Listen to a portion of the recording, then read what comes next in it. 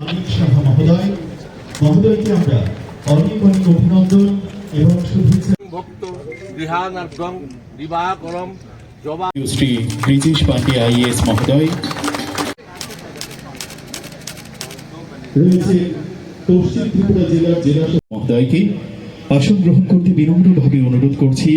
রাজস্ব দপ্তরের মাননীয় সচিব শ্রদ্ধেয় করতালিতে একটু জোরদার হওয়া যায়, কারণ আমাদের সুবিধার্থে, জনগণের সুবিধার্থেই এই মঞ্চে আপনাদের সকলের কাছ থেকে করতালি চাইব, কারণ আজ রাজ্য तो एसडीएम सदर ऑफिस का एक इतिहास है, एक लेगेसी है।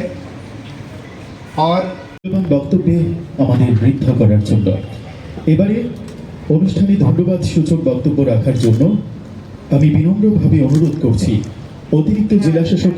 অত্যন্ত আনন্দের বিষয় আজকে যে এখানে এই ধরনের একটা নতুন ভবনের চিন্তা ভাবনা আমরা নিয়েছি এবং তার ভিত্তি প্রস্তর স্থাপন হয়েছে, কারণ প্রয়োজনের স্বার্থে আমাদেরও চেঞ্জ হতে হয়।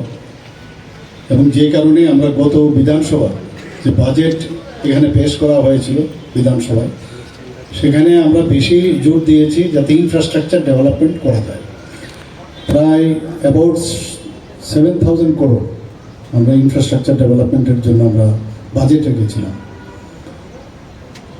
এবং ইনফ্রাস্ট্রাকচার ডেভেলপমেন্ট একটা গুরুত্বপূর্ণ বিষয়, যদি এটা পার্মানেন্ট, কিন্তু আজকে এখানে 75 বছর পরে এটা ডিমলিশ হবে, কাজেই ন্যাচারালি একটা যে কোনো বিল্ডিংয়ের যখন তৈরি হয় তার আয়ুষ্কাল যে থাকে সাধারণত 50 বছর। তো সেই জায়গায় এটা 75 বছর হয়েছে, ড্যামেজ হয়েছে। আমি কথা বলছিলাম ডিএম সাহেবের সাথে যে পাশের বিল্ডিংটা সেটাও প্রায় ভালো অবস্থায় নেই, সেটাকেও যখন এটা হবে। এবং এখানে বলা হয়েছে যে G+2 প্রথম ধাপে হবে এবং পরবর্তী সময় এটা G+5। তা আমি বললাম উপরে তো আরও বেশি বাড়ানো যায়, এখন তো আমাদের আইনও পাস হয়েছে। তো আমি এই বিষয়ে সেক্রেটারি মহোদয়ের সাথে কথা বললাম, বলে টেকনিক্যালি যদি পারমিট করে সেটাকে আবার নতুনভাবে দেখা যেতে পারে। আমাকে অ্যাটলিস্ট G+7 যদি হয় তাহলে অনেকটা আরও আমাদের সারফেস এরিয়া বাড়বে, স্পেস বাড়বে এবং অফিসেরও সুযোগ হবে। এখানে এখন আপাতত প্রায় 17 কোটি টাকা উপরে এখানে প্রকল্পের ব্যয় রাখা হয়েছে এবং সময় রাখা হয়েছে 22 মাস। আমি বলবো এটা 1.5 বছরের মধ্যেই যেন এটা করা হয়। যদি প্রাইভেটে যদি আমাদের কোনো বিল্ডিং আমরা তৈরি করি, আমরা দেখা যায় সেখানে আমরা করে ফেলতে পারি। তো কেননা আমরা তাড়াতাড়ি, ঠিক আছে, যা নিয়ম অনুসারে তো করবোই, কাস্টিংয়ের যে টাইম থাকে একটা সময় দিতে, এগুলো করেও যদি নজরদারি ঠিক থাকে তাহলে 1.5 থেকে 2 বছরের মধ্যে অনায়াসে সেটা করা যায়। আমি যারা আধিকারিকরা আছেন, সংশ্লিষ্ট আধিকারিক, তাদেরকে আমি বলবো আপনারা এদিকে নজর রাখবেন। আমরা জানি যে এখানে আমার যে পূর্ববর্তী বক্তা বলেছেন যে এসডিএম অফিসের সাথে কিন্তু একটা নস্টালজিক একটা, যারা বিশেষ করে এখানে যারা কাজ করেছেন, যে কর্মচারীবৃন্দ, অফিসিয়াল যারা আছেন, তাদের কিন্তু একটা নস্টালজিক একটা ফিলিংস এখানে আসবে। অনেকে হয়তো বা রিটায়ারমেন্টে চলে গেছেন, হয়তো বা এখানে কাজ করেছেন, কিন্তু সেটার একটা দিক। আবার আরেক দিকে সাধারণ মানুষও কিন্তু এখানে ছোটোবেলার থেকে দেখে এসছে এই বিল্ডিংকে, তো তাদের কাছেও একটা নস্টালজিক বিষয়।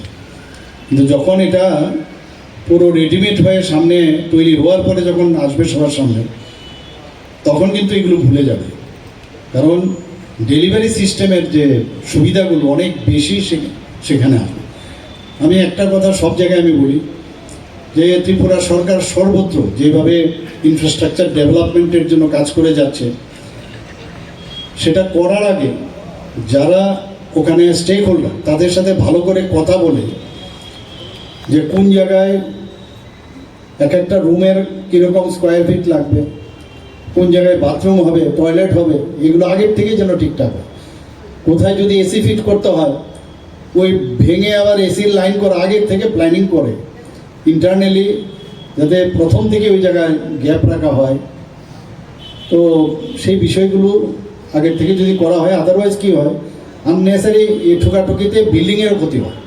তো এগুলো যেন নজর দেয়। টয়লেটের বিষয়ে যেখানে থাকা দরকার, আদারওয়াইজ দেখা কমন টয়লেট এক জায়গায় গেলে অনেক দূরে যেতে হয়। ইচ্ছে করলে আজকাল এত সুন্দর ডিজাইন করা যায় যে অ্যাটাচ টয়লেট করা যায় এবং খুব বেশি একটা জায়গাও নেয় না।